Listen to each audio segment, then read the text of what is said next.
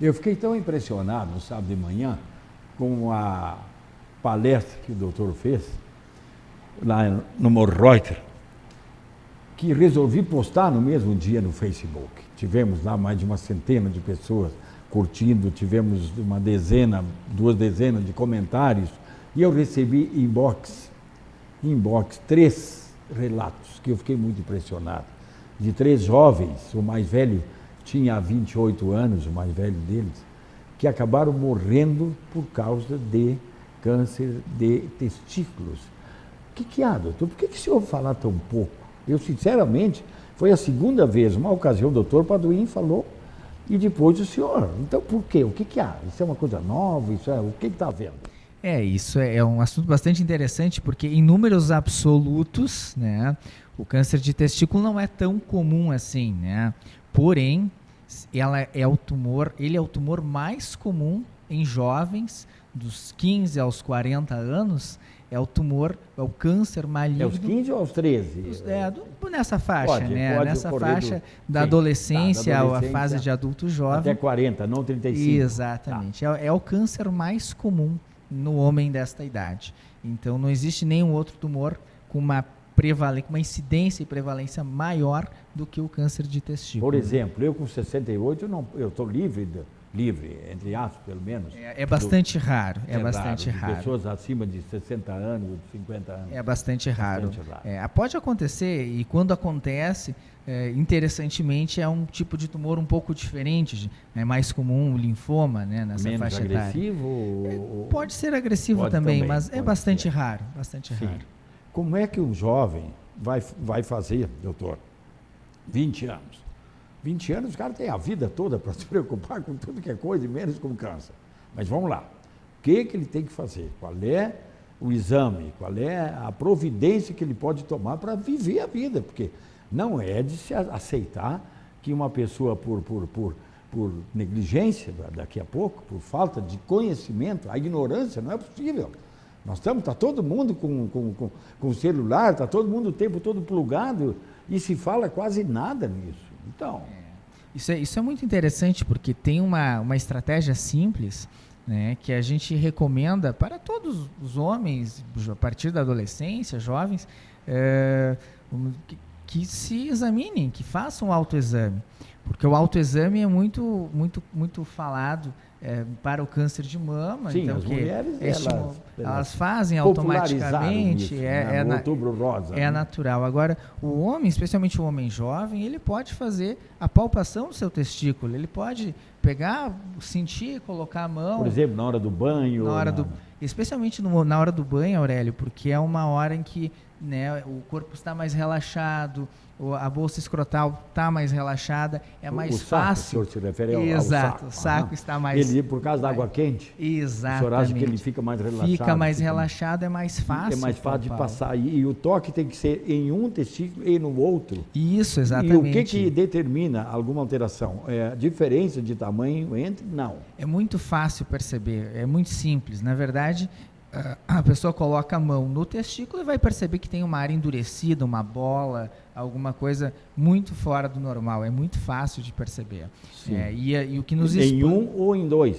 É mais comum num só. Em né? um só. E o que nos espanta é que boa parte dos tumores de testículo chegam para atendimento tardiamente, né? Não quando tem um nódulo de 1 centímetro, mas a gente cansa de operar e de tratar pessoas, né, jovens, adolescentes, que chegam, né, para avaliação com um câncer desse tamanho, de 10 centímetros. Mas isso já inchou, então? E por medo, preconceito, vergonha, que não é só nos 40 anos que o homem tem, os 40, os 50, os 60 que o homem tem medo, tem vergonha. O homem jovem, o adolescente, ele tem muito mais medo e vergonha do que o homem mais velho. Então precisa das namoradas para dar uma mão, porque ela pode... Precisa da namorada, da família, né? Conscientizar que isso também é uma coisa importante. Assim como, né, se olha no espelho para ajeitar o cabelo, para, né, detectar alguma mancha, né, olhar os pelos, né, olhar, né, a barriga, né, que se coloque a mão no testículo também e se palpe de vez em quando, né? Não é uma doença comum,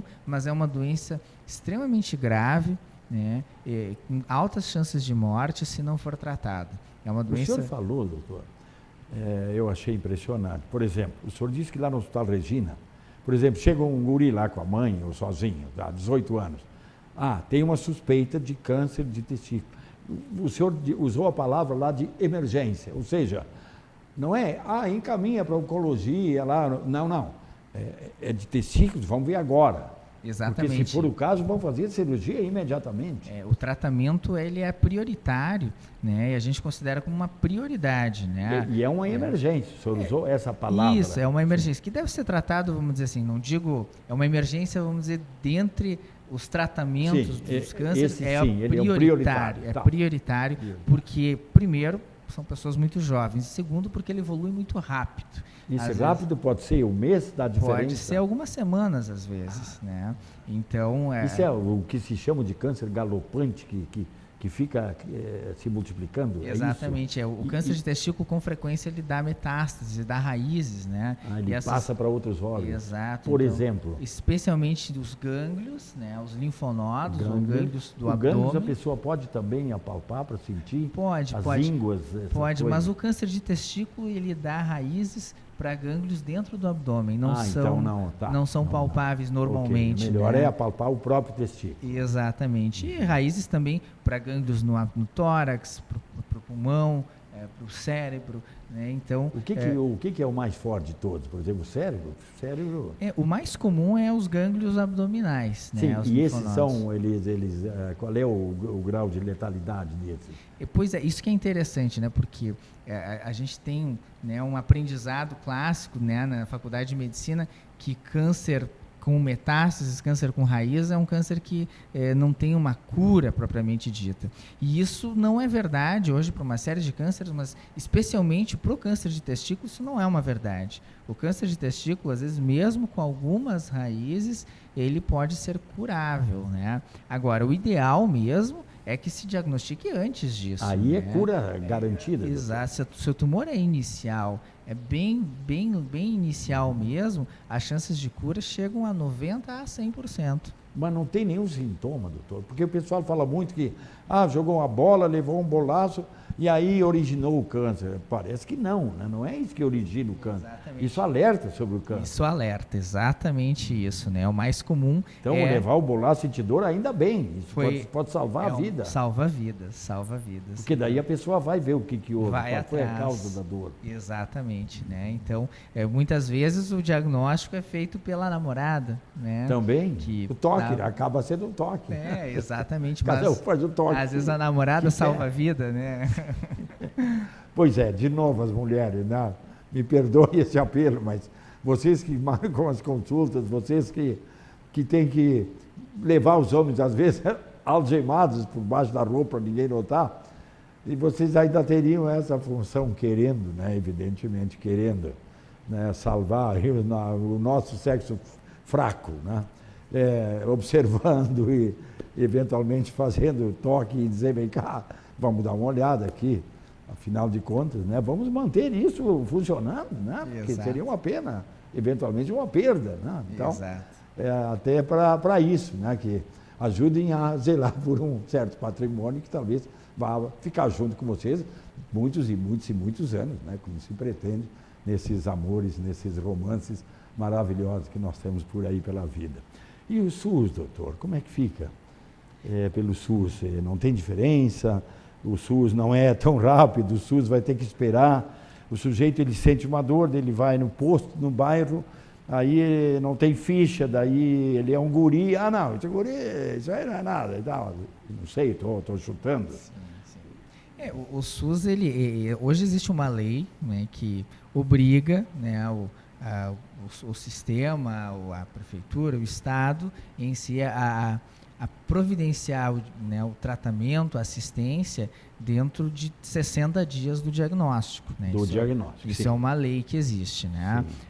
Agora, cumprir essa lei nem sempre é fácil, porque a demanda é grande, né, e os recursos não são. Não acompanham. Então, o SUS, ele realmente, muitas vezes, acaba, vamos dizer, tendo o seu tratamento retardado, né? Sim, Em nesse virtude- caso é problemático. Problemático. Se demora meio ano, né, uma consulta num especialista. Exato, né? Em virtude de uma demanda, né, crescente, uma demanda realmente grande e de um limitado número de locais oferecendo esse tipo de suporte. Agora, doutor, considerando que o grau de letalidade é alto, muita gente morre. Então, vamos lá. Faz o exame pelo SUS, ou não, ou particular, não importa. Apareceu. Bom, então tá bem. Vamos apelar para a justiça. É um caminho? Sim, é um caminho. Apela né? para a justiça, porque a justiça provavelmente vai dizer, não, peraí, o câncer de testículo, ele vai matar essa pessoa se esperar meio ano para começar o tratamento, Sim. por falta de recurso. Então, esse pode ser um caminho, o senhor acha? Claro, claro. Aqui em Novo Hamburgo mesmo, aqui eu trabalho na oncologia do Hospital Regina, né? Sim, não, E, Regina. claro, a gente não atende portas, né? A gente atende encaminhamentos Claro. através da Secretaria de Saúde, Sim. através da Prefeitura. Mas dentro, né, desse sistema, a gente pode dizer que consegue oferecer uma assistência realmente de qualidade, uma assistência digna, uma assistência realmente eficaz para os pacientes, né? A gente sabe que às vezes há um certo retardo, porque a demanda é maior do que a oferta, né? Do que o espaço físico, do que as condições, vamos dizer, do próprio hospital, né? Do próprio SUS em si de prover, mas na oncologia do Hospital Regina a gente consegue realmente dar uma boa assistência com uma brevidade realmente dentro do que se considera padrão, né? Essa cirurgia, ela demora muito tempo, doutor? É uma cirurgia, leva 2 horas, 3 horas, 4 horas, 1 hora, meia hora? A cirurgia, vamos falar dos dois, né? A cirurgia do câncer de próstata, né? É Sim. uma cirurgia que depende muito da técnica utilizada, do cirurgião, da rapidez do cirurgião, Da equipe, né? Ele pode da ter técnica mais que o auxiliares cirurgião- ou não. Então, vários fatores, né, influenciam o tempo cirúrgico. Mas é Tá. uma cirurgia que tem um tempo que pode variar de 1 a 4 horas, né? Acredito que a média, né, fica entre 2 a 3 horas, De né? 2 a 3. Na maioria das E vezes. qual é né? o sintoma que o senhor já reparou? Alguma coisa que é comum nos relatos desses jovens? Tá, ele não sabia, ele foi fazer um toque, ou a mãe viu e tal. Mas ele sentiu, é por isso, eu tinha vontade de fazer xixi, não sei o quê. Tem alguma outra coisa que pode servir como alerta, como um sintoma? Claro. Só para corrigindo, Acorda de madrugada e aí Sim. não pode dormir em cima de bruço porque Sim. faz pressão. Qual é a... só corrigindo assim, o tempo cirúrgico da cirurgia de próstata é esse que a gente conversou. A cirurgia de testículo, a remoção do testículo é uma cirurgia super rápida. É né? rápido. Rápida, Aham. 20, 30 minutos, é algo bastante rápido E mesmo. não tem né? essa coisa de que pode, em tese, né, se provocar sequelas, porque vai cortar um nervo, que depois não vai ter ereção Não, e coisa. é Não, super não. simples, né? É simples. Nos casos, pode acontecer até em Sim. casos mais avançados, Claro. que vai ser, vamos dizer, a cirurgia vai se dar por necessidade de retirar metástases. Aí sim, é um caso, mas são casos delicados. complicado. Agora, casos mais iniciais, a cirurgia é bastante tranquila, é bastante simples, né? Então, não tem esse medo de que, de um modo geral, pode ter problemas depois de ereção lá na frente. Não, sei o quê. problemas de ereção praticamente Não, não não existem, né? A fertilidade a gente sabe que pode diminuir 10 a 20% os índices de fertilidade com a remoção de um dos testículos. A né? cirurgia é a única alternativa, doutor? Pode fazer radioterapia, quimioterapia? Não. Para o câncer de Tá. testículo é a cirurgia. a cirurgia. O testículo deve ser operado. Deve ser operado, porque o combater ele ali não. Às vezes, É uma área muito sensível. às vezes após a cirurgia, sim, pode-se usar a quimioterapia ou a radioterapia, dependendo do caso. Uhum. Doutor, particularmente, o que pode ter? As pessoas sempre me perguntam, Lelo, tu tem que falar sobre custos. O que pode custar uma cirurgia para alguém que não tem o SUS? A mãe constatou, o filho tal, é grave, precisa ser feito, ok. Vai gastar hospital, anestesia e tal, sem que seja um compromisso seu, evidentemente. Mas a gente precisa de alguns parâmetros. Por exemplo, custa 20 mil? Não, menos. Custa 10 mil? Menos, em torno de... Não, custa 50. Qual é mais ou menos para as pessoas poderem se basear um pouco? Eu acho assim que na verdade, o que acontece na prática, assim, né, é difícil estabelecer um valor porque existem várias variáveis, né? Depende Sim, do evidente, caso, sim. depende do paciente, depende Sim. das condições Se tem clínicas, plano de saúde, se não sei o se quê. vai precisar ficar internado, se vai precisar de uma UTI. Então depende de uma série de variáveis, né? Sim. Realmente são caras, as internações particulares são caras, mas dentro da oncologia, dentro dos cânceres, né?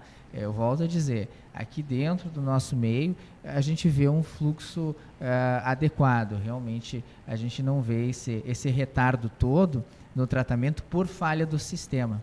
Então, os cânceres, né, pelo menos nós que tratamos, nossa equipe trata câncer, né, dentro da especialidade de urologia, nós não vemos um retardo tão grande no tratamento. A gente vê um retardo no diagnóstico. Às vezes é difícil fazer um exame, às vezes é difícil. Mas no tratamento é não. difícil chegar até o médico, ou por preconceito, por medo, às vezes porque é um pouco difícil conseguir uma consulta, eventualmente, mas o tratamento, especificamente, e por isso, né, trabalhando lá dentro, a gente diz que há uma certa brevidade. Realmente Sim, não. o senhor não respondeu. Quanto custa? O senhor não vai responder. É difícil dizer. Tem que o doutor fazer. Padoim, eu quase tive que apontar uma arma para ele aqui, para ele dizer que poderia, um número em torno talvez de 14, 15 mil, 16, não sei eu, com uma cirurgia de próstata lá, se tivesse. Então, para a pessoa ter uma referência. Aí ele até contou, e eu acho importante repetir para encerrar, porque o Alex ficou nervoso. Ele disse que o sujeito disse para ele: o quê? Tudo isso para fazer? O senhor não vou fazer. Isso, meu Deus, isso faz há uns anos. Ele disse que com esse dinheiro eu compro um outro carro. Aí o doutor disse: mas eu acho que você não vai precisar carro mais. Por quê? Eu acho que você não vai dirigir mais. O senhor acha que eu vou morrer? Você não vai morrer. Então, o parâmetro dele é: eu não vou fazer a cirurgia. Se eu penso um carro. Então, é uma questão, às vezes, de prioridade, mas a gente sabe que para as pessoas que não têm como custear, que não têm condições, existe realmente o sistema de saúde. E que tem funcionado. E dentro da área do câncer, a gente tem visto um bom funcionamento. Bom funcionamento, ok. Doutor, foi um grande prazer falar com o senhor. Privilégio é Certamente nós vamos voltar aqui de tempos em tempos para que o senhor renove isso e que o senhor nos traga também boas informações de que a medicina, como tem acontecido, agora deu mais alguns avanços, alguns passos no sentido de combater tudo que é tipo de câncer, né? Tudo que é tipo, agora principalmente esse também, que afeta os jovens, então, dos 15 aos 40 e não necessariamente, como a gente fala, dos 13 aos 35. Obrigado, um abraço, Alex, desculpe o nosso excesso aqui de tempo. Obrigado, doutor. Obrigado, um prazer obrigado falar com o senhor. pelo convite.